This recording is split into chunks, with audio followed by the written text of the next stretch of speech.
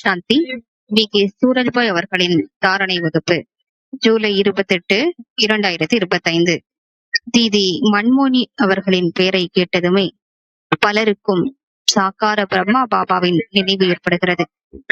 அவர் மிகப்பெரிய திறமை வாய்ந்த நிர்வாகியாக திகழ்ந்தார். அவரது நிர்ணய சக்தி மிகச் சிறந்ததாக இருந்தது. இறுதி வரையிலும் அழகான மாணவ வாழ்க்கை வாழ்ந்தார். இறை ஞானத்தின் பாயிண்டுகளை கடைசி வரையிலும் அவர் எழுதி வைத்திருந்தார். நன்றாக யோகம் செய்வது, வகுப்பில் முன்னால் வந்து அமர்வது, அனைவருக்கும் மிகுந்த அன்பை கொடுப்பது, என்னுடையவர்கள் என்ற உணர்வை ஏற்படுத்துவது, இவை தீதி அவர்களின் விசேஷ தன்மைகளாகும். அதிலும் முக்கியமாக சமர்ப்பண சகோதரிகளுக்கு நீங்கள் என்னுடைய தோழிகள் என்றே அவர் கூறுவார். தனது இனிமையான சுபாவத்தினால் அவர் பலரது வாழ்க்கையையும் சமர்ப்பணம் செய்வித்தார். தனது இனிமையான வார்த்தைகளால் பலருடைய இதயத்தையும் வெற்றியடைந்தார். அவர் பாபாவுக்கு எப்போதும் நெருக்கத்தில் இருந்தார்.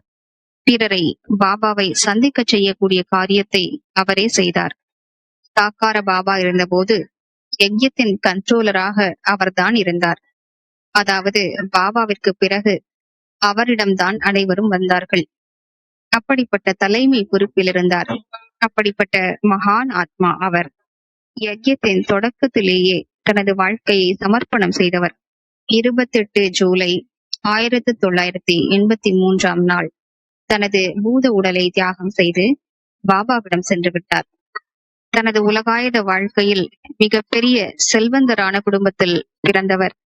மேலும் இள வயதிலேயே தனது வாழ்க்கையை சமர்ப்பணம் செய்தவர். 20க்கும் குறைந்த வயதே இருக்கும். ஆனால் பெரிய பெரிய காரியங்களை செய்வித்திருக்கின்றார்.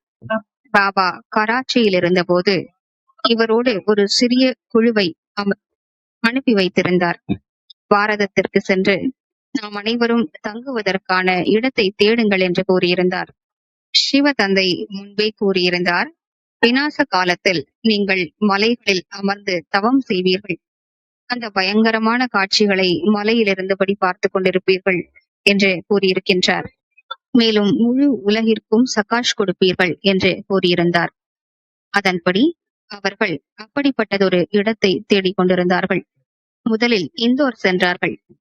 அங்குதான் யாரோ கூறினார்கள், ராஜஸ்தான் மாநிலத்தில் பல அரசர்களின் மாளிகைகள் காலியாக கிடக்கின்றன. நீங்கள் பெரிய குழுக்களாக இருக்கிறீர்கள். ஏறத்தாழ 380 பேர் இருந்தார்கள். உங்களுக்கு அங்கே சரியான இடம் கிடைக்கும் என்று கூறினார்கள். பின்னர் தேதி மவுண்ட் அபு வந்தார். அங்கிருக்கும் மாளிகைகளை பார்த்தார். பல ராஜாக்களையும் சந்தித்தார். முதலில் சிரோகி என்ற இடத்தின் ராஜாவிடம் சென்றார். அந்த காலத்தில் கூட ராஜாக்களுக்கு அதிகாரம் இருந்தது. அப்போது விடுதலை பெற்று 3 வருடங்களே ஆகியிருந்தன. ராஜாக்களின் அனுமதியும் அவசியமாக இருந்தது. சிரோகியின் ராஜா அன்பாக வரவேற்றார். நன்றாக உரையாடினார். நீங்கள் தூய ஆத்மாக்கள், மேலும் பிரம்மா பாபாவையும் நான் அறிவேன். அவர் மிக உயர்ந்த ஆத்மா என்று கூறினார். நீங்கள் உங்களுடைய இடத்திற்கு வாருங்கள், உங்களுடைய ஆசிரமத்தை அமைத்துக் கொள்ளுங்கள் என்றார். பின்னர் பாபா பரத்பூருடைய ராஜாவிற்கு டச்சிங் கொடுத்தார். தீதி அவர்கள் அவரையும் சென்று சந்தித்தார். அந்த இடம் சரியாக இருக்கும் என்று தோன்றியதால் பரத்பூருடைய ராஜாவின் மாளிகையிலேயே தங்குவதற்கு முடிவெடுத்தனர். தீதி அவர்கள் எப்போதும் பிரம்மா பாபாவுடன் கூடவே இருந்தார். நிர்ணய சக்தியில் மாஸ்டராக திகழ்ந்தார். மிகப்பெரிய காரியங்களில் கூட ஒரு நிமிடத்திற்குள் அழகான நிர்ணயத்தை எடுத்து அனைவருக்கும் கூறியிருந்தார்.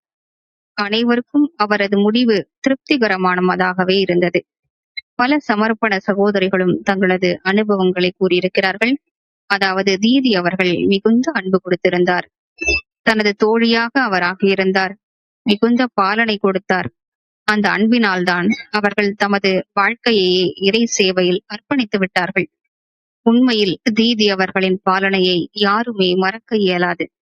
என்னை கூட அவர்தான் சமர்ப்பணம் செய்தார். என்னை பற்றி கூறி முன்பே பாபாவிற்கு கடிதம் எழுதினார். பின்னர் என்னை பாபாவின் முன்னிலையில் கொண்டு சென்றார்.